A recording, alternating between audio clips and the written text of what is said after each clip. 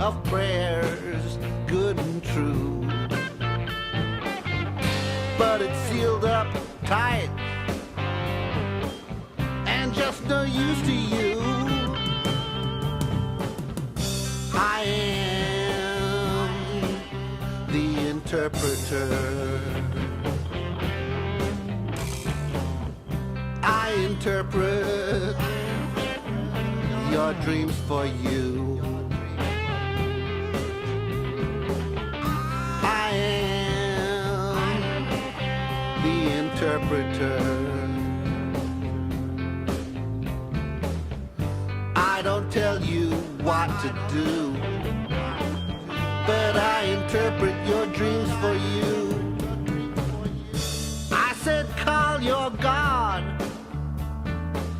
and they were all afeard of what God would do if he did appear. But I said call him, and so they did. He laughed at me, I laughed at him. He was just some little kid. I am the interpreter. I interpret your dreams for you. I am the interpreter. I don't tell you what to do, but I interpret your dreams for you. So she asked me, am I dead? And I answered her, no, not yet. She said, will you sit with me? I'll make love to you instead, for days are fleeting.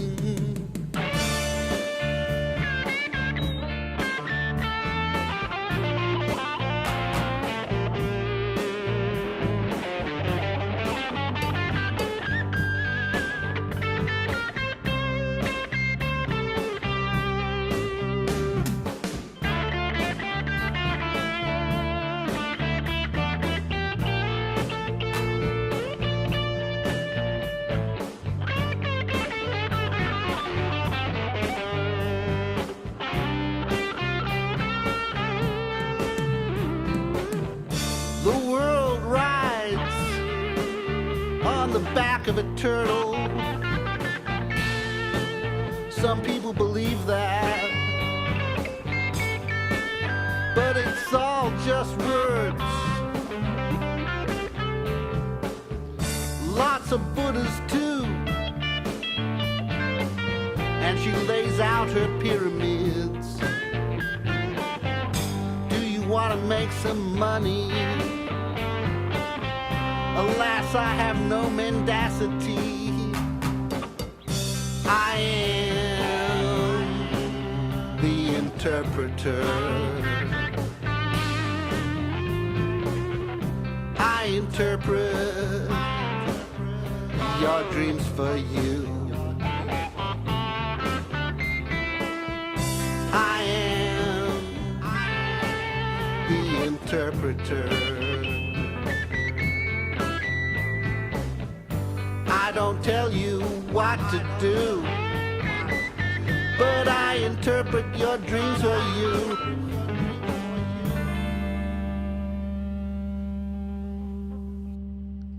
Song number 3 on today's MSI. Let's head over to the guys and find out what they thought, starting out with John. John, song number 3. Okay, genre-wise, it's what I'm into. I'm wondering if the guitar was a single take, because he was definitely sounding like he was getting into the flow a lot more at the end than he was at the beginning of that track. I'd say the guitarist, I would say, don't just check your tuning, check your intonation as well. But it did sound like a lot of the stuff was a little bit out. And that's an easy mistake to make, is if you tune your guitar but the intonation's gone out by that point. The drums, very repetitive, and the snare was too loud compared to everything else, so that just kept hitting out louder than everything else. If that had been backed off a bit and a bit more groove in the drums, that'd have been okay. The main vocal, the voice, I quite liked. Lyrically, wasn't didn't do much for me, but that's my what I liked. You were saying the harmonies. I think it's his own voice doing harmonies. They didn't harmonize very well, backing vocals. So that's about it, really. I mean, it had there were bits in the solo which I was quite enjoying. So I had parts that I liked.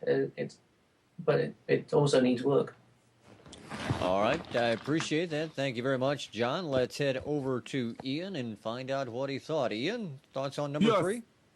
I think Randolph's hit the nail on the head with who this is. I think I know who this is, but I won't sort of bring that up. It's a good song. This is, I mean, I've made my decision for Song of the Week already. It is a good song. It does sound like the drums have been quantized and there's no natural feel to them. They don't groove. And I think they need to sort of have a bit more of a groove on the quantizing and a bit of velocity control as well. And I would have liked to heard the whole track a few BPM faster. As John said, it didn't quite groove. And I think if he ups the RPM on this a little bit, sorry, BPM, not RPM, car, BPM, beats per minute, that's the one. I think the whole song would benefit for that. It would give a bit more punch and a bit more groove. And again, I agree with John on the guitar solos. I thought the sound was very nice, very good sound on the guitar. But I think it was good, but it could be better. Some of the sort of mutes and the harmonics and that were going on were a little bit ropey, weren't quite hitting the mark. And I think, just taking a bit more time to re-record them and get them right would benefit the track overall. I mean, overall, the track's got that sort of Dylan-esque, Neil Young, Travelling Wilburys type feel. And I like that sort of music. I was brought up on a lot of stuff, that sort of stuff. So, I thought, I liked the song. I thought the lyrics were fine. I thought the chorus was quite hooky. But I would have liked to heard more vocal layers. John's saying that he didn't feel they quite harmonise and work with each other. I would have liked to hear them harmonies bigger on the choruses and bringing that chorus in a little bit more. The overall mix and production I felt was very safe. He's taken a standard lineup of guitar, bass, drums and vocals and put the track down. I would have liked to heard some more stuff in here, maybe a Hammond or a piano, some more natural sounds that would have just sort of brought it in and given it a little bit more. But overall, it's definitely a good demo of a track, and I think taking up a few BPM, working on that production, working on the vocals and the guitar a bit more, and you've got a good sound. All right, appreciate it, Ian. Thank you very much. Let's head over to Tom and find out what he thought. Tom, your thoughts on number 3? Yeah, like again, I'm familiar with the artist. His voice is very unique. His playing style is very unique. It is very early Dylan-esque and Traveling Wilburys. I think if he had more time and production money, it would sound 10 times better. Or any production money. It just needs the parts to be nailed down better. It's a little on the sloppy side, but that's part of the charm, and that's part of what makes it work. The guitar parts were good. I think he does do them all in one take or chops them up. In any event, his style of playing is a little bit of R&B mixed with B.B. King, mixed with I don't know who, but it's different, and overall it's a good difference. So I like this. All right. Thank you very much, Tom. And just so everybody knows, that song was The Interpreter by Pharmakeus, as everybody had already guessed out in the chat room. So we appreciate that he sent that in to us. Again, The Interpreter was the name of that track. Now, gentlemen, as always, each week, you got to do that thing we do, selecting that song of the week. So I'm going to leave you to talk about it and make a decision. 3. This is a repeater last week, Tom. 3. 3. I think there is no question, is there, guys? Really, I mean, number one. Well, that was number one. Number 2 had a bit more promise. Number 3 seems to have a lot more care and attention paid to it, and that's a big thing. So number 3 for me. All right, John? I'd have to agree. 2 had the potential to be an interesting track with a lot of work, but 3 it's more up my street, and it was better done. So definitely 3. All right. Well, there you have it, everyone. It looks like it's unanimous. And number 3, The Interpreter by Pharmakeus, is going to be the song of the week this week on MSI. Now, before we head out, we want to introduce to everybody out in the viewing audience today our guest panelists who are up for nominees in the 2011 Best Panelist Award at the MSI Awards this year. And actually, they'll take place in January, but we still want to run this for you, which is a video of all the panelists at their best doing what they do. So here it is. Hang with us, and we'll let you take a look at this. Don't forget, bring your pet tux.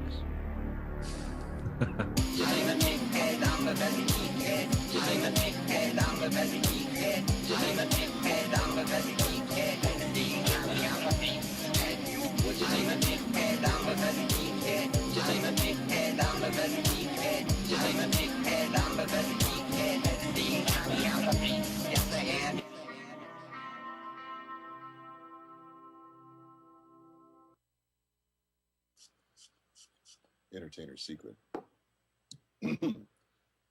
Your music, our microscope, MSI. Very Barry Whitish vocal. I don't know how they achieved it either. It's an interesting choice. This is Music Scene Investigation with Rich, Ian, and Tom. They dissect the tunes, give the options, and bring the love. Music Scene Investigation here on icweekly.net. And I just got this picture of it being a program called Pistan Bull, you know, going around somewhere in the Middle East with that car in the background. It's a hit. I mean, it's on the radio already, isn't it? It's got to be. I mean, there's. I only had one little slight issue. It's very, very snappy. Bites your ankles off, and the bulldog will rip your throat out.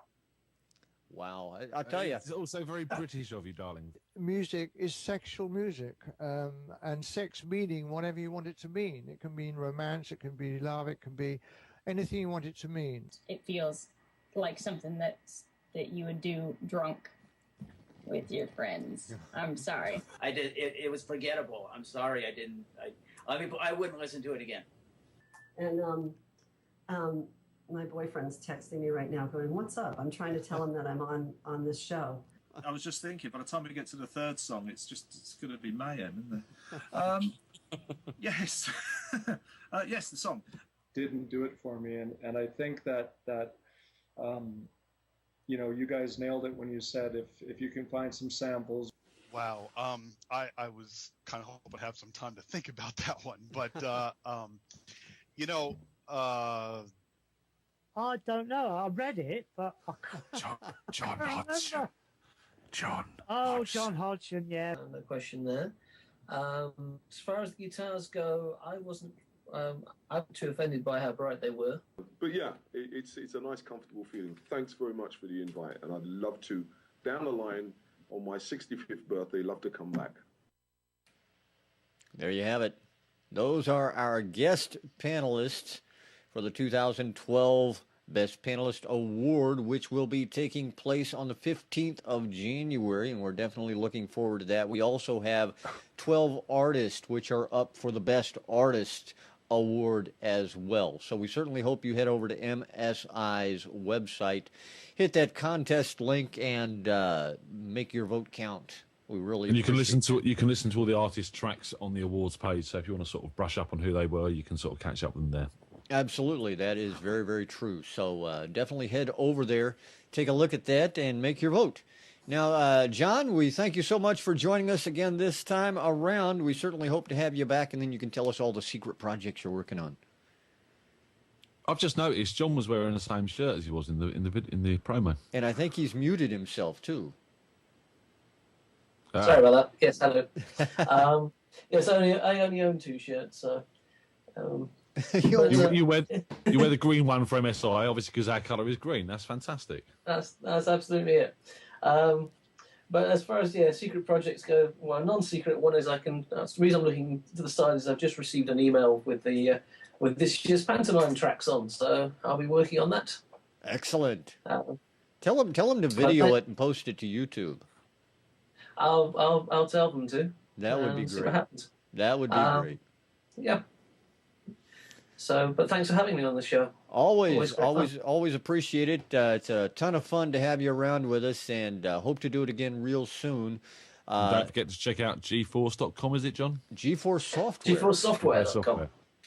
Yep, you can head over there, find out, if you dig around, you might be able to find out some secret stuff. I don't know. I don't know. Every now and then Dave drops hints about things, I believe, so. There you go. So it's worth a shot. That's all I'm saying. Give it a try. And Ian, Tom, thanks to both of you guys for hanging out as well. Appreciate that every week. Cheers, Rich. Cheers, Tom.